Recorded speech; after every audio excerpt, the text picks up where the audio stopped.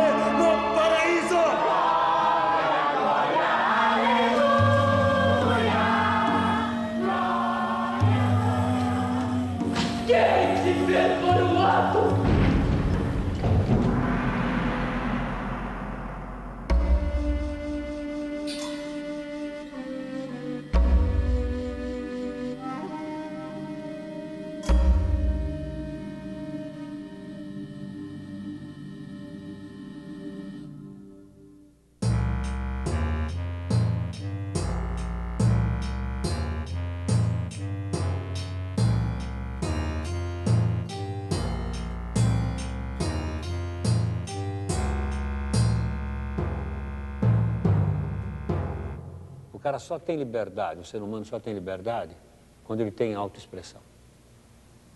Enquanto ele não tiver autoexpressão, ele é prisioneiro. Ele não é livre.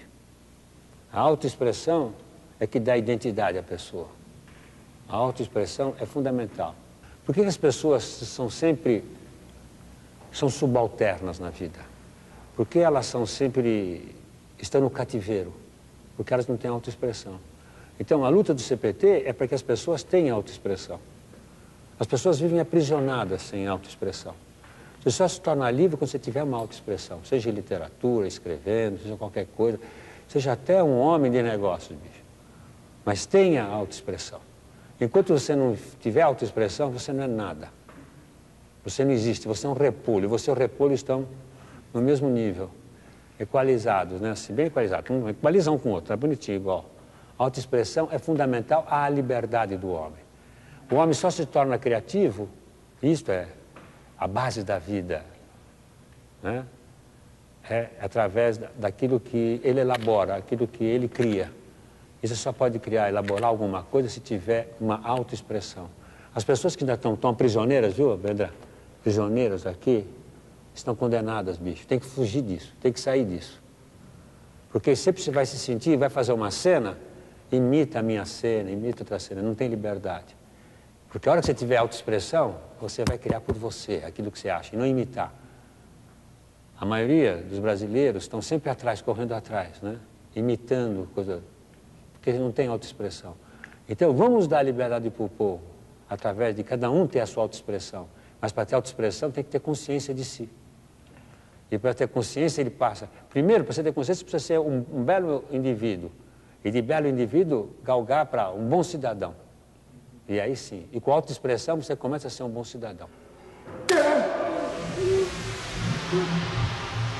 Entre Perguinte e Macunaíma, Antunes deixou um pouco de lado a sua pesquisa estética porque era inviável continuar fazendo pesquisas do teatro numa situação de um sufoco total imposto pela ditadura e também pelo patrulhamento ideológico que se fazia.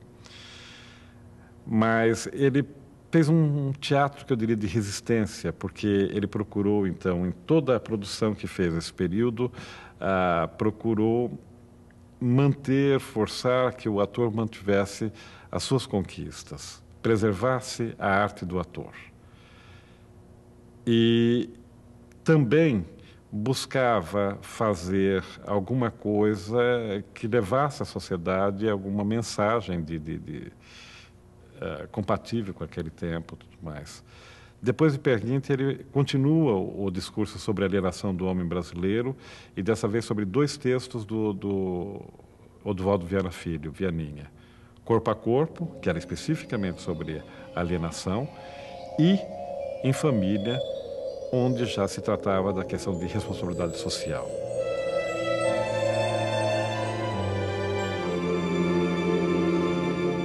Eu adorava o Vianney. Você sabe que o ideal dele era Ele veio diversas vezes a São Paulo, queria que eu fizesse a qualquer preço o Rasga Coração. E ele leu o primeiro ato, depois ele leu o segundo ato, eu falei, muito ruim o segundo ato, cara. Então ele voltou para o Rio de Janeiro, chateado, né, porque eu não gostei do segundo ato. Ele para reescrever. Aí ele estava reescrevendo, quando estava quase no fim, ele ficou doente. Aí eu perdi o contato com ele, e aí se foi.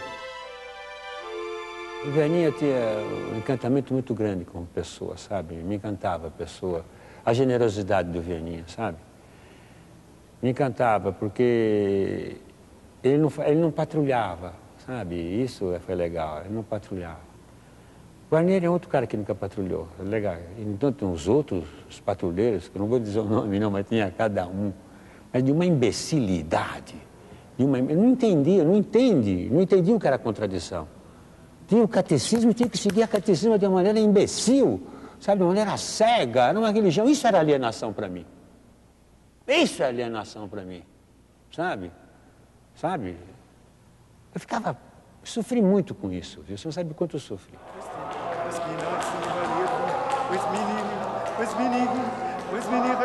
Nesse tempo duro, fazendo um teatro de resistência, o Antunes tem o seu segundo encontro com Nelson Rodrigues.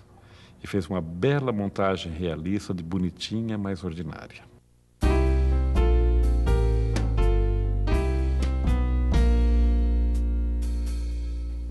O Nelson Rodrigues me puxa também por esses lados, por essas contradições que tem nas suas obras, né? Um lado e o outro lado, e o poeta que ele é um grande poeta. Ele tem visões sempre. Eu gosto do Nelson visionário, né? Ele me encanta. Tanto é que foi através desse caminho que eu pude chegar um dia, né, a desencadear através desses espetáculos, que eu pude entrar em Jung, eu pude entrar, né, através de Michel Eliade, entrar em Jung, entendeu? E poder tirar essa pérola, né, lá de baixo, né, e mostrar que o Nelson Rodrigues não era um pornógrafo, ele não era um reacionário, sabe? Ele podia ter atitudes reacionárias, babacas, idiotas, né? Na verdade, mas a obra dele é revolucionária sempre. Ele é um grande poeta, ele paira, né? Esqueçamos o homem, fiquemos na obra, né? E fiquemos na obra. Mas o homem conta porque ele sofreu muitas coisas. Se ele não tivesse sofrido aquilo, ele não poderia chegar no fundo do poço dele. Porque a gente só chega no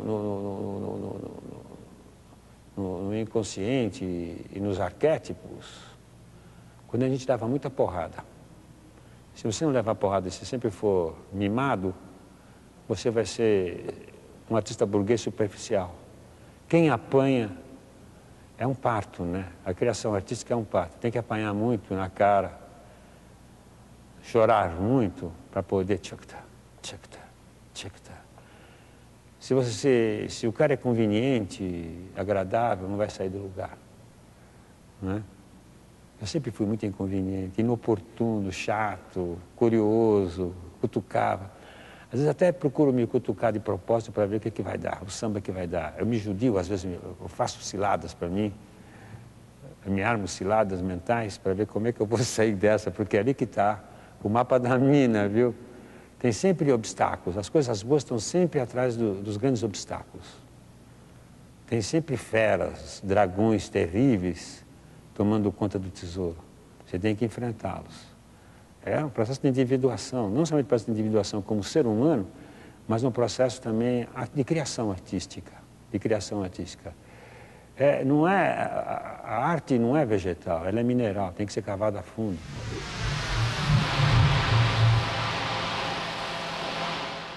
Apesar disso, as suas pesquisas de linguagem continuavam, mas em outros meios.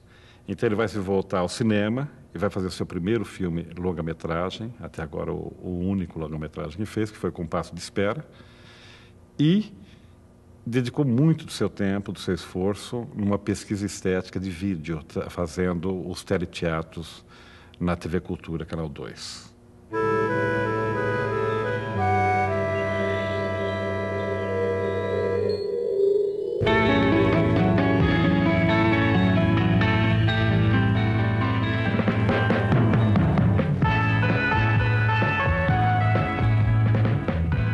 Qualquer ser humano que se vive naquelas circunstâncias e meio classe média que quer subir, ao mesmo tempo tem as contingências, isto, e tem que seguir esse caminho, segue aquele, e o cara, ele procura uma branca. Outro dia ainda passou o filme, né?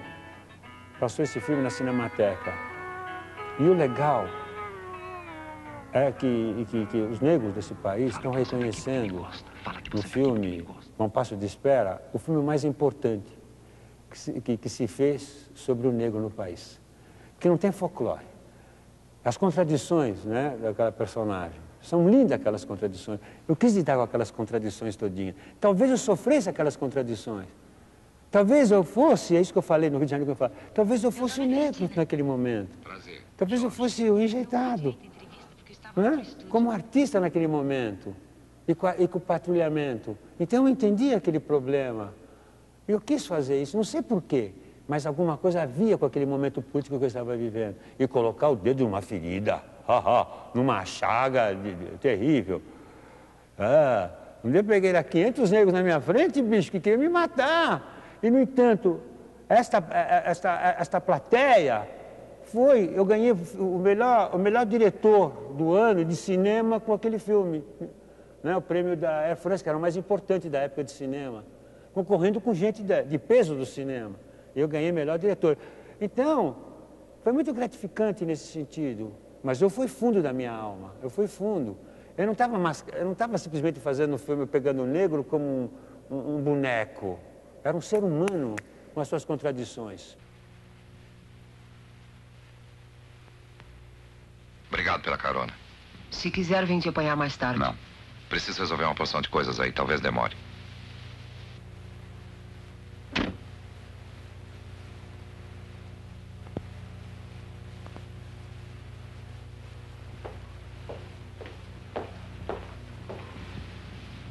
E sobre o que estávamos falando, apenas quero dizer 2 palavras. Tenho medo de mim, de você e de toda a situação.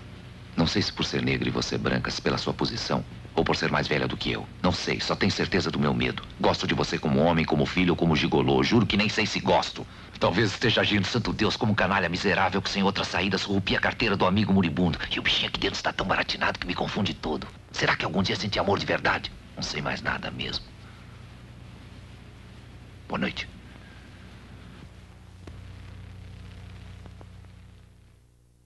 Eu estava querendo enfocar, né, naquele momento, essas contradições. A alma humana, como é que é? Não é uma coisa mecânica, assim, exato, racional só. E eu queria fazer uma radiografia dessas contradições do homem naquele momento. E num momento terrível, difícil. No momento que eu queria, em determinado momento, eu quis fazer Nelson Rodrigues, em determinado momento, não me deixaram fazer Nelson Rodrigues, porque eu estava endossando, entendeu? O outro lado, a direita. Era incrível. Era incrível. Quando mesmo o Nelson Rodrigues também tem essas contradições, ele fica lá com aquele negócio do filho dele, aquele que foi horrível, né? Ele era exemplar, ele não podia ficar do lado, nunca falar bem dos milicos, né? Isso foi horrível dele. Mas a obra dele é absolutamente revolucionária. Essa é a contradição dele. Então, Nelson Rodrigues, o reacionário, ao mesmo tempo o revolucionário, o negro, porque todos nós, em determinado momento, você não podia ser livre, solto por você de fazer as coisas. Você tinha que seguir também outras regras. Ou era assim ou era assado. E eu acho que as coisas não são assim. E a liberdade que você tem? E opções que você tem? Claro, eu sempre fui pela liberdade. Eu sempre fui por tudo que se fala sobre a consciência de se tornar um cidadão. O que é um cidadão?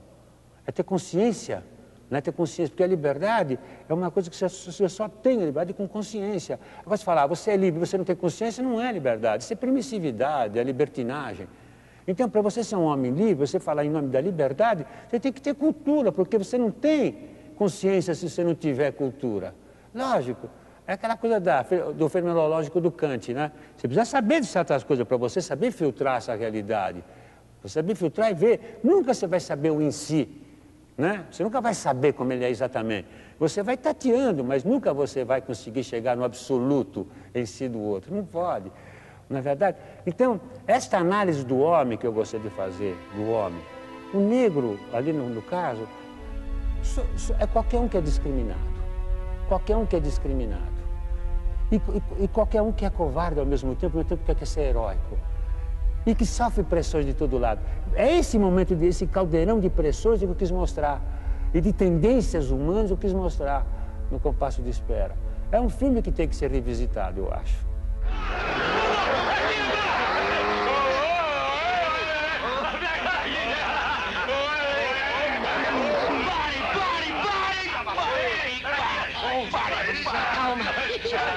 Calma, você vai ver, nós vamos embora. Mas, pelo amor de Deus, tenha calma.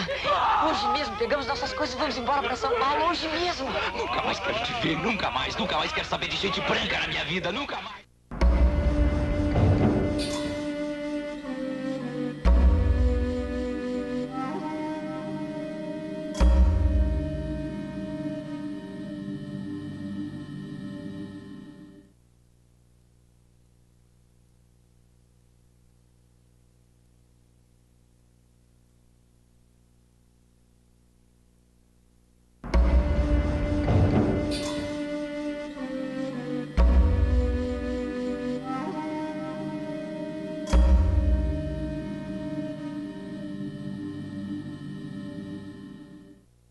Nada, meu. Nando! Alguma novidade? Soube de mais alguma coisa? Não de nada. E o Geraldino ainda não voltou da estação? Não, ainda não voltou da estação. E ela, a Maria das Dores, ela vai mesmo às 7 horas? Vai, às 7 horas hoje. É daqui a pouco. Então eu volto depois. Volta. Em pé. Quando eu fui fazer na cultura, era outro momento. Aí eu quis ir para os brasileiros, quase tudo brasileiro, sempre brasileiro. E eu queria reencontrar, né, outra vez, me vincular novamente à beira da salvação, devagar. A coisa, eu sabia que em determinado momento eu precisava ir para o Brasil. O Brasil é que me interessava. Tudo que eu estava estudando e aprendendo e sabendo era para fazer o Brasil. Mas não se vê e não se ouve nada. Nada, tá tudo fechado. Até parece que estão velando o defunto. Naquele momento foi os brasileiros. Aí então eu fiz de tudo, né? Vianinha, Jorge Andrade, fiz todos os autores, né? Adaptação de Dalton Trevisan, Roberto Gomes, que eu amo, né? Roberto Gomes. Todo esse pessoal, eu queria voltar para o Brasil. Então, essa experiência foi difícil. Nelson Rodrigues também, né? Vestido de noiva.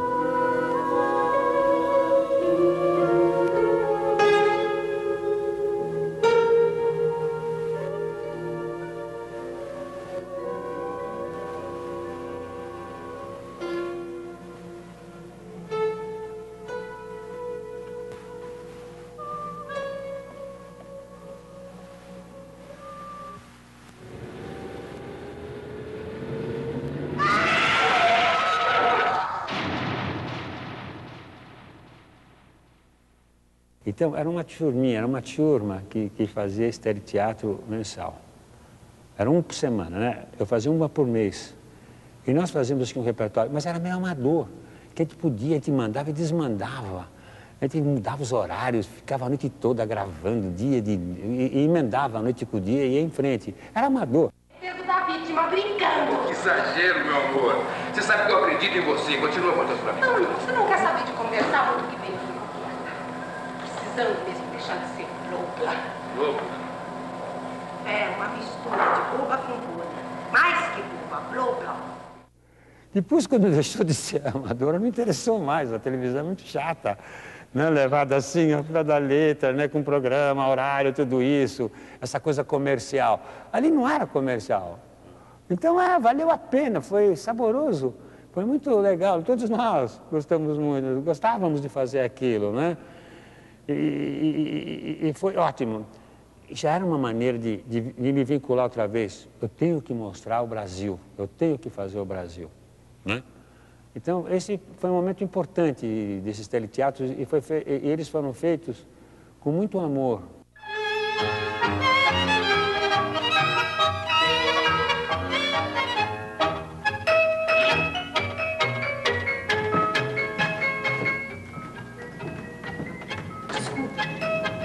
Eu queria saber se Madame Plessis está noiva? Noiva ela? Madame Plessis noiva?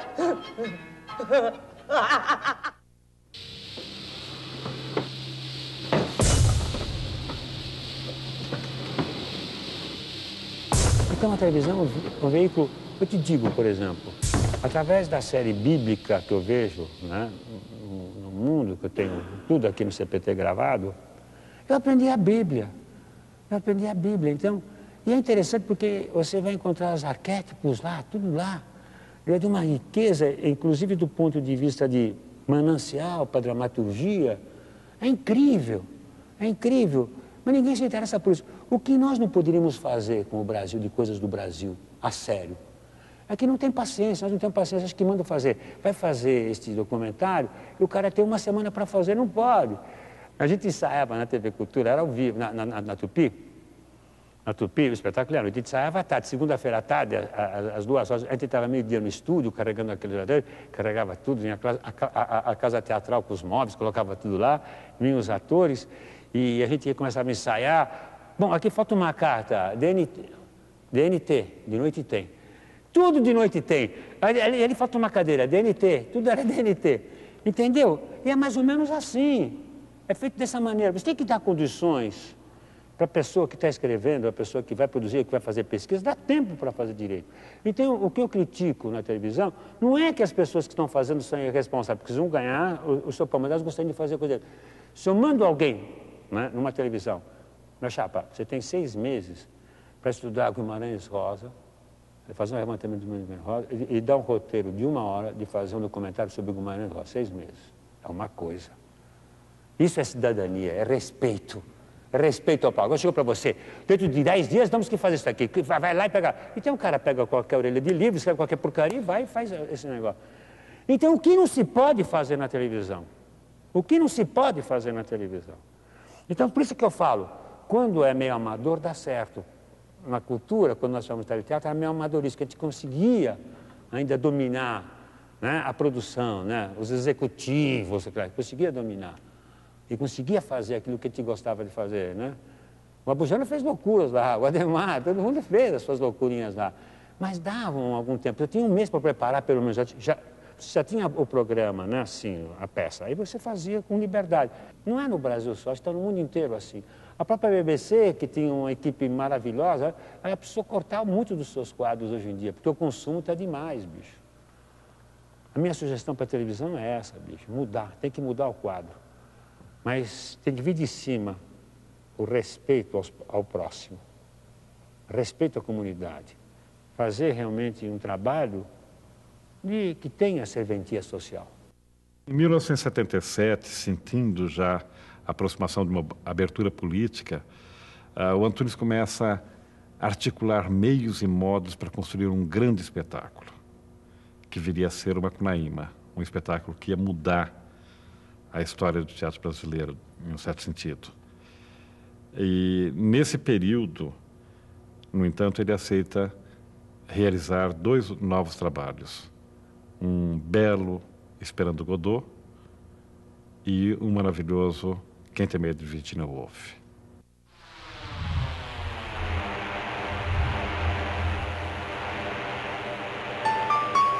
Meu nome é Eva Vilma, mas se você quiser, pode me chamar de Vladimir. A essa altura, o personagem e eu já estamos misturados. Eu estava vivendo um momento de síntese e virada da vida real completo.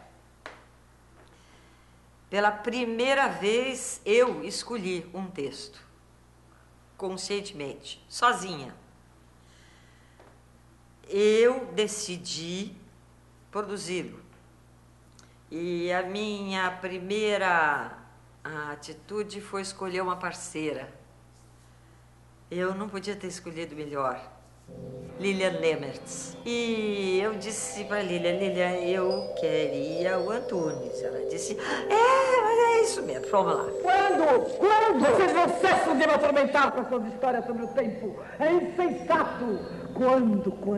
Um dia, será que isso não lhe basta? Um dia como qualquer outro dia, um dia ele ficou mudo, um dia eu fiquei cego, um dia vamos ficar surdos, um dia nascemos, um dia morremos, o mesmo dia, o mesmo segundo. Será que isso não lhe basta? Em frente! Sempre admirei o trabalho dele, né? Eu tenho a pretensão de achar que ele estava num princípio de uma grande mutação. Logo, e realmente, depois do Godot, veio Virginia Woolf tumultuadíssimo e pronto.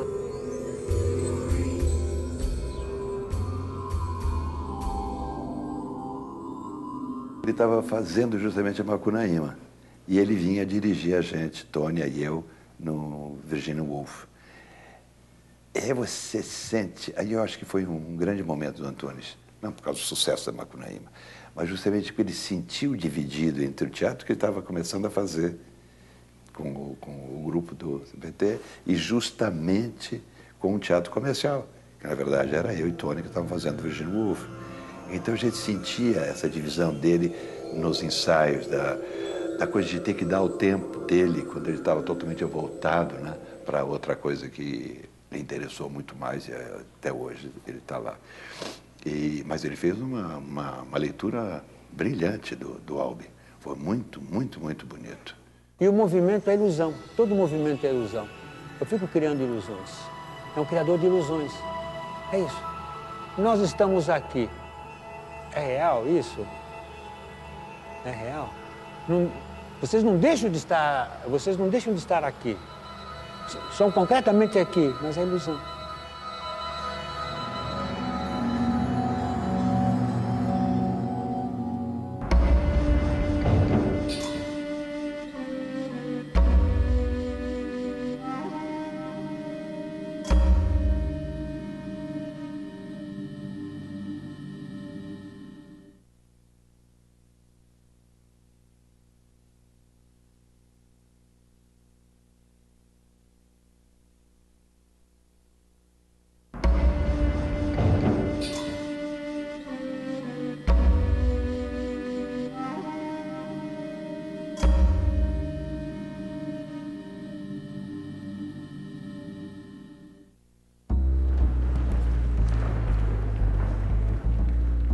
Ele estava explodindo, ele precisava mudar o método de trabalho dele. Ele precisava pegar atores completamente, digamos assim, chucros, né? Sem nenhum vício. Ele queria formar atores completamente puros, né? Sem influências de nada. Mesmo quando eu fiz A Beira da Salvação, eram poucos atores. Era pessoal anônimo, né, que eu chamei, gente simples para fazer o espetáculo e treinar. E no Pergui também foi muito disso, uma mistureba desgraçada, né? Mas tinha que formar.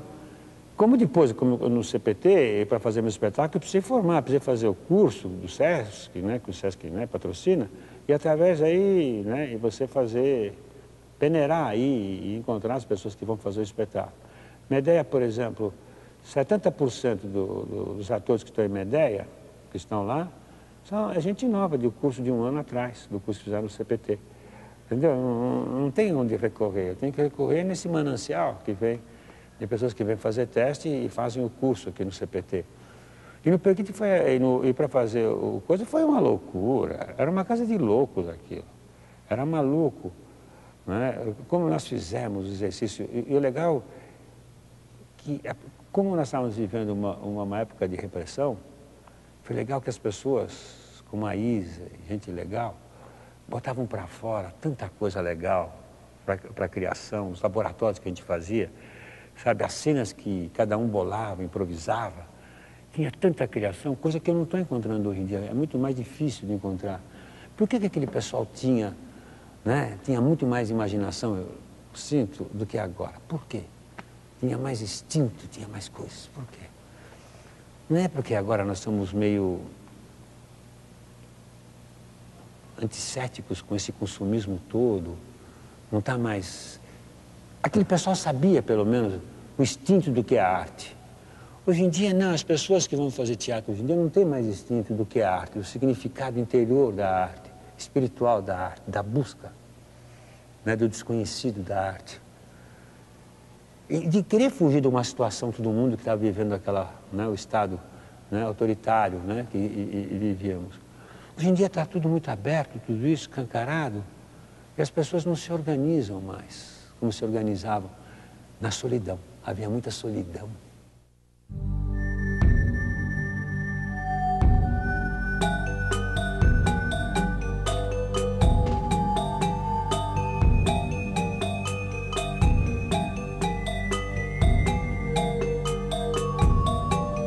E pegávamos o Teatro São Pedro lá, eles queriam dar para a música, a gente acampava lá, mas de vez em quando tinha um concerto, deixava, mas eles seguravam o teatro para a gente de São Pedro, porque a gente não queria perder o espaço, né? E eu ainda me alimentava porque eu trabalhava, eu vivia dos meus proventos mensais da TV Cultura, mas o pessoal não tinha o que comer. Então lá vinha a Amália trazendo coisas da chácara dela para o pessoal comer, o pessoal cozinhava lá no Teatro São Pedro. Isso foi uma espécie de ocupação mesmo, né? E para poder fazer o Macunaíma.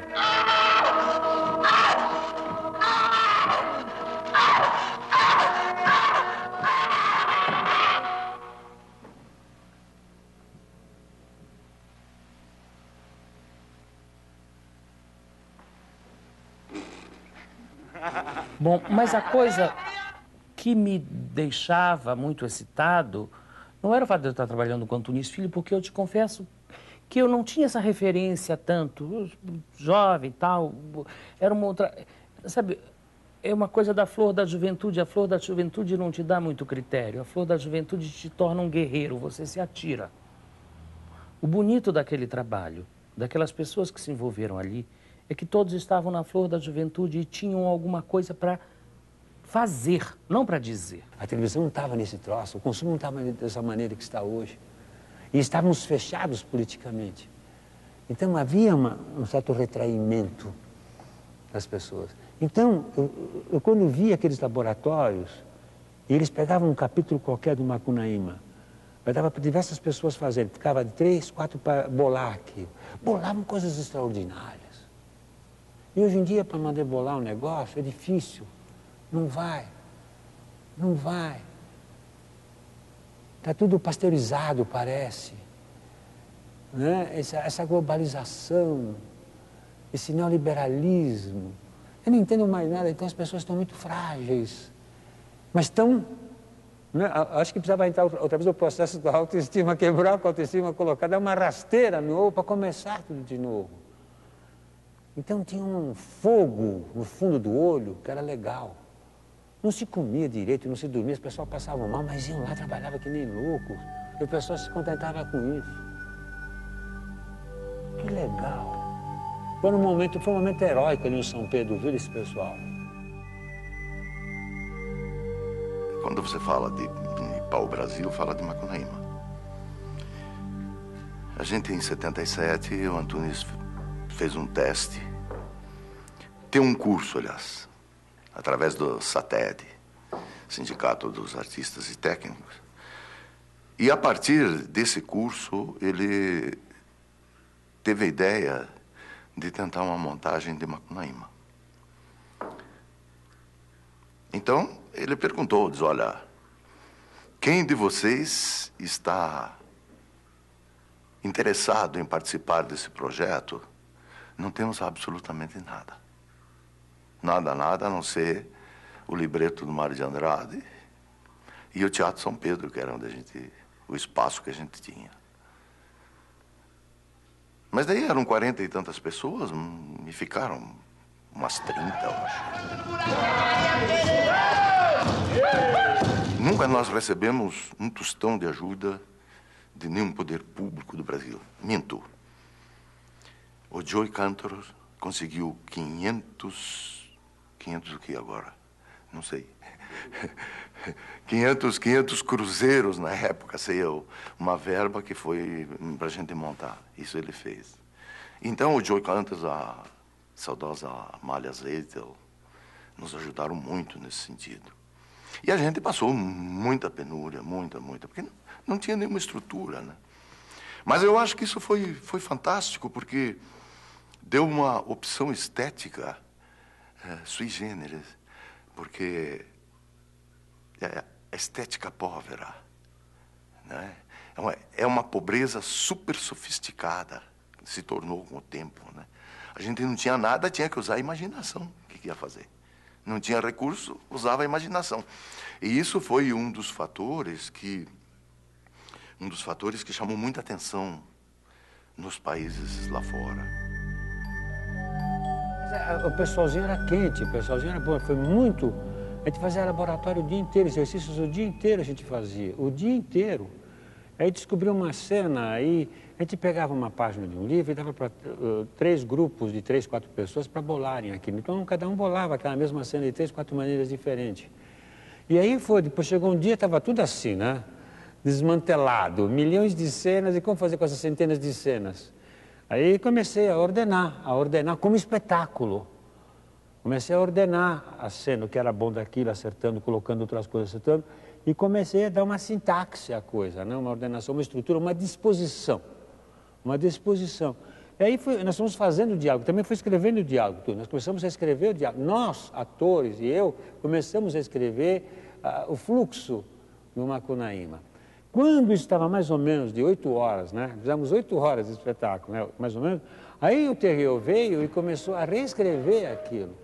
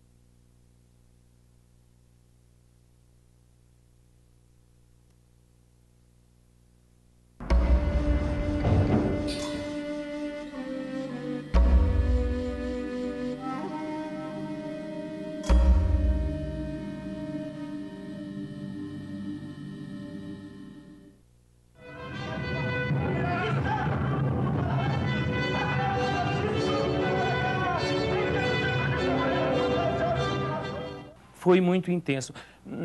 Tinha uma coisa entre todos nós que eu não sei como é o Antunes, porque nós nunca paramos para pensar sobre isso juntos, eu e ele. Mas eu acho que nós nos mostramos muito. Nós, a equipe. Ele não conseguiria fazer Macunaíma sem aqueles atores. Sem aqueles atores, ele não seria competente para fazer. Como nós, sem aquele diretor, não seríamos competentes para fazer. Então precisa haver um modo de olhar a importância do todo, do indivíduo que fazia aquele coletivo. Como a presença do Naum Alves de Souza, como a presença do Murilo Alvarenga, a presença do Jacques Thériault para esse trabalho. Depois do espetáculo estreado e depois do espetáculo caminhando e evidentemente, como tudo na vida, como qualquer ser humano, como o próprio Macunaíma, crescendo e se autodestruindo, como nós fazemos com a nossa vida, a coisa ganha um outro valor e ganha uma outra forma. Porém, a essência daquilo, aquela coisa meio guerreira de uma geração, ela não conseguiu ser apagada ou destruída com o processo do fazer, do repetir, do adaptar, do tentar fazer o mais adaptável a situações de países ou de necessidades ou de festivais, etc.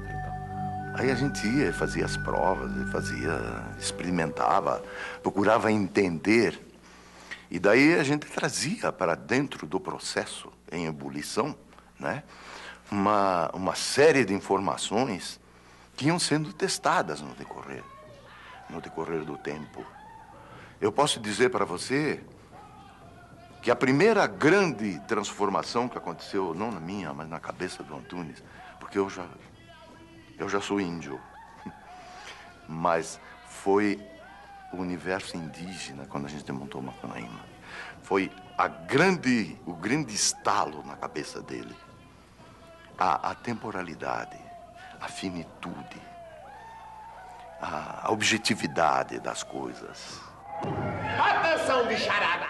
Existia um exercício muito interessante que nós fazíamos, muito interessante, que era de a entrega de uma flor. Que até um determinado momento você entrava com um ritmo, havia uma porta fictícia que você entregava uma flor. Esse desenho deveria ser repetido e limpo, muito claro. Que hoje em dia acredito que ele queria com isso uma limpeza gestual melhor e tal, domínio de que fazer com os pés, com as mãos, onde colocá-las, etc. e tal. Acredito que era isso. Mas nós fazíamos muito. E essa coisa de procurar o tempo do índio, com que pé batia, onde estava essa cara talhada, onde estava, era procurar essa coisa do índio, esse exercício de índio que nós fazíamos que duravam 12 horas.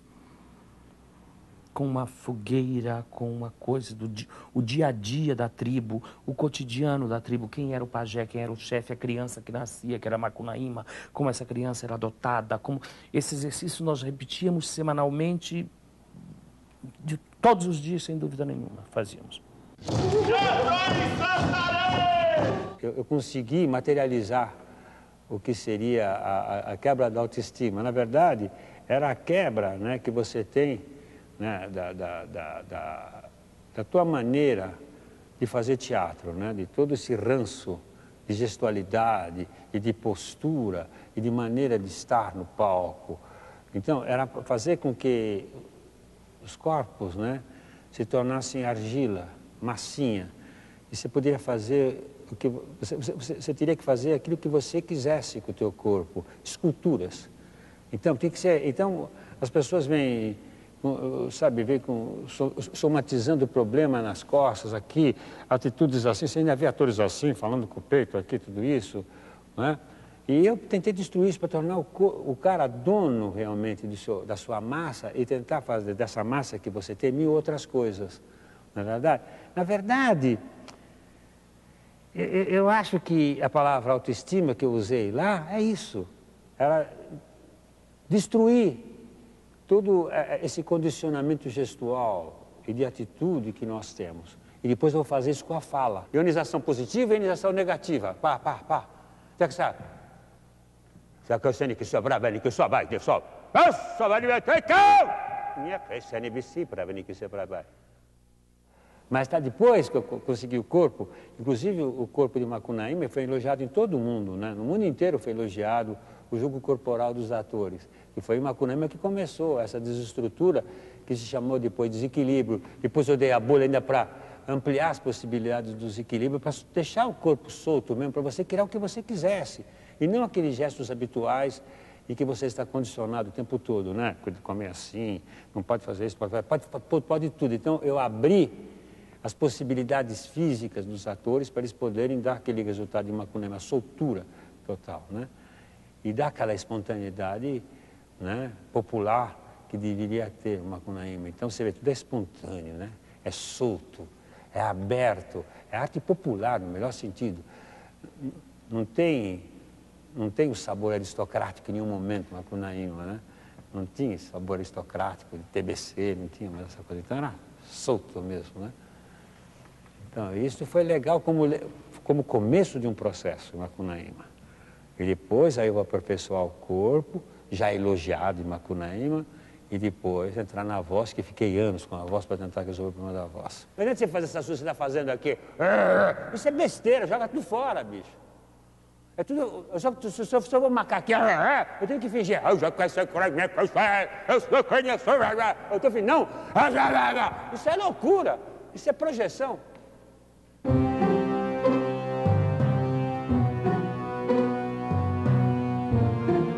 São esquinas que se dobram. Eu acho que quando eu entrei ali na Albuquerque Lins, no Teatro São Pedro, foi uma esquina da minha vida que eu dobrei. E ali eu fiquei um período. E quando eu saí daquela rua e entrei numa outra rua, aquilo teve um significado. E eu levo comigo isso. É determinante? Sim. É determinante um pouco mais que outras coisas, sim. Muito determinante, sim, sim. Eu acho que foi um trabalho de duas mãos. Eu acho que isso significou muito para o Antunes, na mesmíssima intensidade que significou para mim e para todos os colegas, que eu não posso esquecer de modo nenhum que estavam conosco. Éramos um grupo Hoje em dia eu não sei por onde eles andam, mas muitos eu não sei por onde andam. Mas onde eles estiverem, esta nódoa não sai. E determinou, sim, muita coisa. Tem muita coisa que ecoa em mim até hoje. O sentido disso, eu volto a te dizer, eu não sei, eu só vou saber depois que me fecharem num caixão. Porque o sentido da vida só aparece no fim. Tem que continuar. Essa é a tragédia. Acho que se fala muito do sentido do Antunes Filho, do significado do Antunes Filho. O verdadeiro significado do Antunes aparecerá depois da passagem dele. Por enquanto ele está sendo, ele é capaz ainda de tudo, como todos nós. Mas diante do deserto, se percebe que o Antunes é um oásis. Porque o panorama do teatro é um deserto. Inventou o Brasil, foi seu Cabral, foi seu Cabral.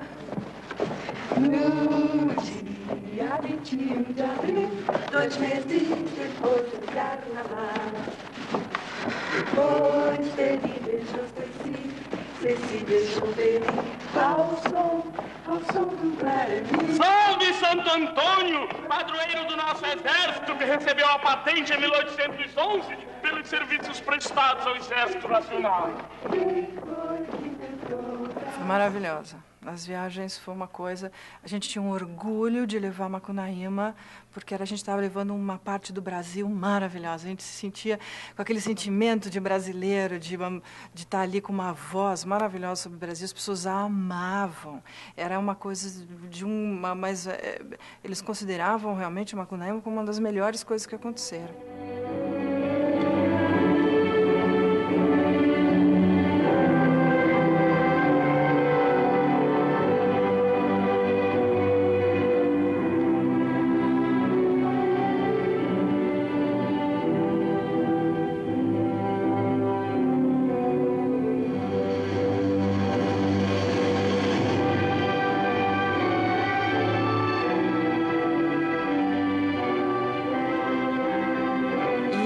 Hoje, por exemplo, eu fui agora, um tempo atrás, para Londres e tem um festival muito importante lá, o Lift, e a mulher colocou numa mesa enorme com pessoas de várias partes do mundo, falando, olha, a Lígia está aqui, eu estou emocionadíssima, porque há 20 anos atrás, o Lift comemora 20 anos, este festival só aconteceu por causa do Macunaíma, porque a gente abriu o festival e a gente foi com a cara dura, ninguém acreditava na gente, a gente não tinha dinheiro, não tinha suporte, mas a peça foi tão maravilhosa, o reconhecimento foi tão maravilhoso, o reconhecimento da gente de trazer Macunaíma, que eu devo a minha vida profissional ao Macunaíma, portanto, ao Antunes. Eu precisei aprender a ser líder, né? Coitado. Coitado de mim, precisa de disciplina para tudo isso. Então, você precisa disciplinar. Porque se ficasse do jeito que estava, como eles fizeram, seria uma coisa caótica. Então, é necessário uma pessoa guia.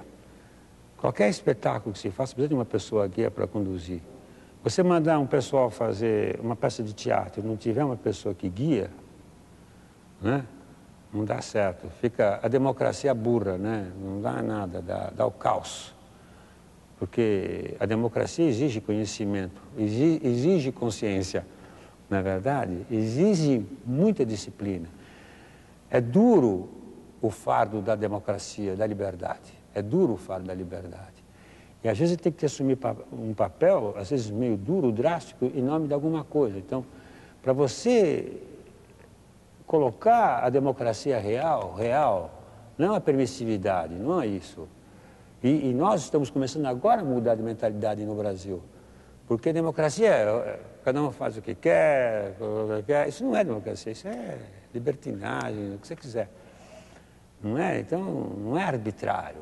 Tem responsabilidade o teu ato. Tem uma responsabilidade social. E ainda nós estamos vivendo aquele tempo, bicho, cada um na sua. Olha, isso é antidemocrático, é antidemocracia, cada um na sua. Isso aí é o anárquico burro, não é?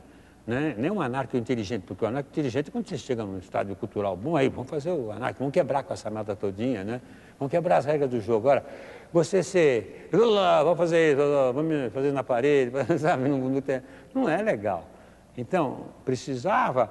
Então, eu não acredito que nenhum grupo possa ir adiante se não tiver uma liderança. Vai, público! No dia 21 de abril, 2006, vai! Depois ele deixou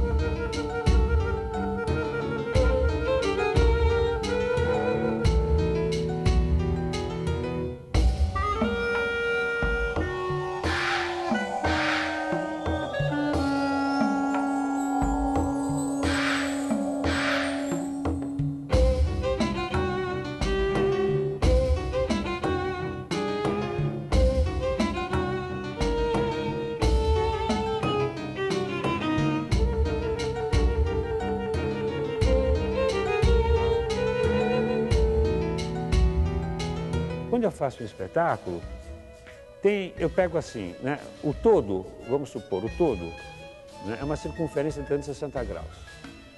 Tem 1, 2, 3, 4, assim vai até 360. Eu quando escolho uma maneira de expressão para aquele espetáculo, não é? Quando escolho uma maneira, eu fico tão triste porque eu perco 359 outras possibilidades de fazer o espetáculo.